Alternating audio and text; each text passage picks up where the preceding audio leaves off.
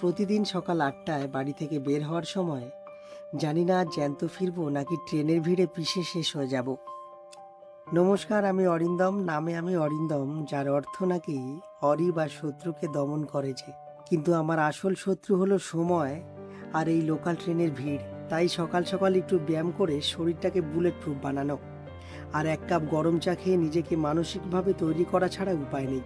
কিন্তু জানেন তো, এই নরক যন্ত্রণা বলে মনে হওয়া ট্রেনটার ভিতরেই অদ্ভুত একটা পরিবার তৈরি হয়ে যায়। প্রতিদিন একই ট্রেনে উঠতে উঠতে অচেনা মানুষগুলো চেনা হয়ে যায়। অফিসের কাজের ফাঁকে বা ফেরার পথে ফুটপাতে ধোয়া ওঠা এক কাপ চা আর এই গরম ভাজাভুজিগুলো শুধু পেট ভরায় না, হাজারটা ডেলি প্যাসেঞ্জারের ক্লান্তি ধুয়ে দেয়। স্বাস্থ্য সচেতন মানুষেরা হয়তো একে বিষ বলবে, কিন্তু আমাদের মতো খেটে খাওয়া মানুষের কাছে এটাই সবচেয়ে বড় শান্তি।